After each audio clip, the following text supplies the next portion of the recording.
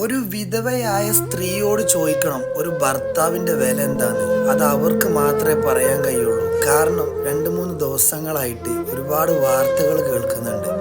അപ്പം മനസ്സിനെ വല്ലാതെ വേദനിപ്പിക്കുന്ന ഒരു വാർത്തയായിരുന്നു. അതായത് ഇപ്പോഴത്തെ ചില പെൺകുട്ടികളെ, എല്ലാവരെയും ഉൾപ്പെടുത്തുന്നില്ല, അതുപോലെ ചില ആൺകുട്ടികളെ. കാരണം പറയാനുള്ള കാര്യം നമ്മൾ ആരോടായാലും തുറന്ന് പറയണം.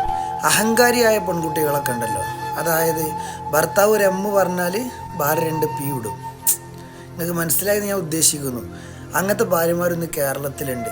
അത് നേരെ മറിച്ച് നിങ്ങൾ വിചാരിക്കുന്നുണ്ടാവും ഭർത്താവിന് 2, 3, 4 കുട്ടികളായതിനു ശേഷം സ്നേഹം കുറവാണെന്ന്. അതല്ല അതിൻ്റെ സത്യാവസ്ഥ. ഞാൻ ഈ പറയാനുള്ള കാരണം എന്താ വെച്ചാൽ, ഞാനും 2 കുട്ടികളുടെ ഉപ്പയാണ്. എല്ലാവർക്കും പാടെ കൂടിയിട്ടുള്ളൊരു ഓൺ വോയിസാണ്. മനസ്സിലാവണം. കാരണം നമുക്ക് ഈ ചെറുപ്പം 18-19 വയസ്സിലുള്ള ആ റൊമാൻസും കാര്യങ്ങളും നമുക്ക് വരാത്തത് എന്താണ്, ആണുങ്ങൾക്ക് വരാത്തത് എന്താണെന്ന് ചോദിച്ചാൽ, ഓരോ പ്രശ്നങ്ങളും ഓരോ ദിവസം തരണം ചെയ്തുകൊണ്ട് വരിക. അതുപോലെ തന്നെ നമ്മൾ ഓപ്പോസിറ്റ് ഇരിക്കുന്ന പെൺകുട്ടിക്കും ഉണ്ട്. നമ്മൾ ചിന്തിക്കാഞ്ഞിട്ടല്ല. കാരണം പൈസയുടെ ബുദ്ധിമുട്ട്, അല്ലെങ്കിൽ ജോലി സംബന്ധിച്ചിട്ടുള്ള ഒരുപാട് പ്രശ്നങ്ങളും ഡിപ്രഷനുകളും കാര്യങ്ങളുമായിട്ട് അതിൻ്റെതായ ടെൻഷനുകൾ. അപ്പോൾ ചിലപ്പോൾ ഒന്ന് മാറോടൊന്ന് ചേർത്ത് പിടിക്കാൻ ചില സമയങ്ങളിൽ പറ്റിയില്ല എന്ന് വരും. പക്ഷേ അതിനാകെ 2 മിനിറ്റ് മതി. പക്ഷെ വെറുതെ എങ്ങനെയെങ്കിലും നമ്മളൊരാളെ സ്നേഹത്തോടു കൂടി കെട്ടിപ്പിടിച്ചിട്ട് കാര്യമില്ലല്ലോ. അത് അതിൻ്റെതായ ഫീലിങ്ങിൽ പിടിക്കണ്ടേ. അപ്പോൾ നിങ്ങളോട് പറയുകയാണ് എന്താ ചോദിച്ചാൽ, അപ്പോൾ എന്തുകൊണ്ടാണ് ഈ റൊമാൻസും കാര്യങ്ങളും വരാത്തതെന്ന് ചോദിച്ചാൽ, അവരവരുടെ ജീവിതത്തിൻ്റെ അറ്റം മുട്ടിക്കാൻ വേണ്ടിയിട്ട് ജോലിയൊക്കെ കഴിഞ്ഞ് വരുന്ന സമയത്ത് കുട്ടികളെ ഒച്ചയും വിളിയും നായാട്ടും, രാവിലെ തൊട്ട് ഓളാണെങ്കിൽ വീട്ടിൽ ഫുള്ള് ജോലി ചെയ്തിട്ട് അതിൻ്റെതായ പ്രശ്നങ്ങളിൽ ഓളും. ഇങ്ങോട്ട് ഭർത്താവിന് സ്നേഹമില്ല, ഭർത്താവ് ദേഷ്യം പിടിച്ച്, ഭർത്താവ് ചൂടായി. അവർ ചെറുപ്പകാലങ്ങളിൽ ഒരുപാട് കഷ്ടപ്പെട്ട് വളർന്നു വന്ന ആളുകളായിരിക്കാം. അപ്പം അതിൻ്റെയൊക്കെ ഓരോ ബുദ്ധിമുട്ടും പ്രയാസങ്ങൾ അനുഭവിച്ചുകൊണ്ട് തന്നെ ആയിരിക്കും മുന്നോട്ട് പോകുന്നത്. അപ്പം ഭർത്താക്കന്മാരില്ലാത്ത സ്ത്രീകളൊക്കെ ഒരുപാട് പ്രയാസപ്പെട്ടിട്ടാണ്. കാരണം എനിക്ക് ഒരുപാട് ഫ്രണ്ട്സ് ഉണ്ടായിരുന്നു കുറച്ച് മാസങ്ങൾക്ക് മുന്നേ എന്നല്ല, വർഷങ്ങൾക്ക് മുന്നേ തന്നെ പറയാം. അപ്പോൾ അന്ന് ഞാൻ കല്യാണമൊന്നും കഴിക്കാത്തതിന് മുന്നേ, അപ്പോൾ ഞാൻ അവരോട് ഡിസ്കസ് ചെയ്ത സമയത്ത് അതിൽ 1-2 സുഹൃത്തിന് ഭർത്താവില്ല.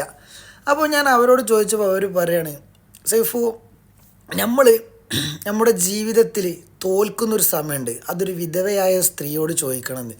ഒരാൾ ഭർത്താവ് മരണപ്പെട്ടതായിരുന്നു, ഒരാളത് പിന്നെ മദ്യപാനം കാരണം ഒഴിവാക്കിയതായിരുന്നു.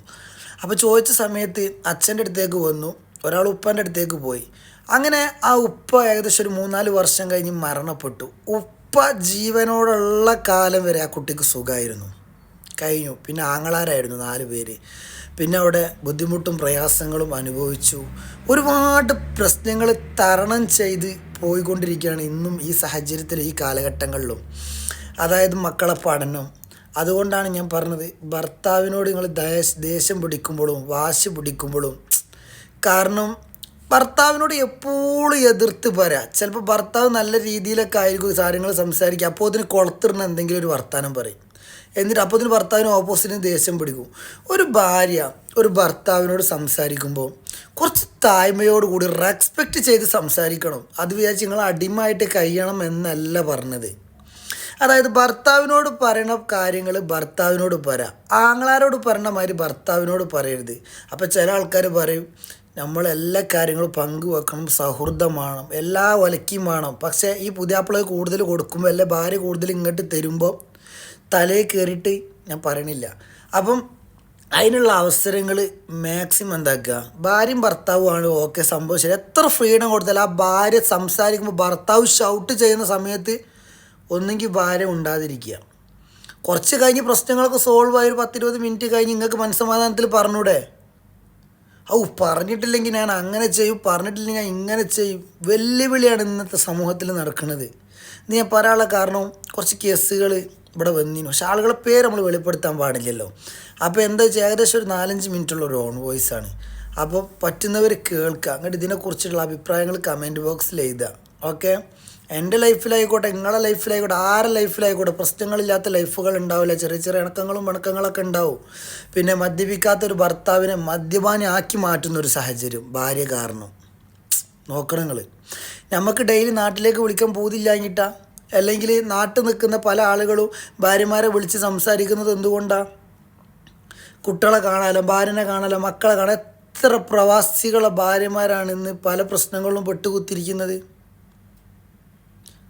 പിന്നെ അതേപോലെ തന്നെ ഇപ്പോൾ വിധവയായ സ്ത്രീകളെ കാണുമ്പോൾ വേണ്ടാത്ത രീതിയിൽ നോക്കുന്ന എത്ര ആളുകളുണ്ട്. മനസ്സാക്ഷി ഇല്ലാത്ത നാടൻ നായ്ക്കൾ നമ്മളെ കേരളത്തിലുണ്ട് ഇല്ലേ? ആരോട് പറയാൻ, ആര് കേൾക്കാൻ?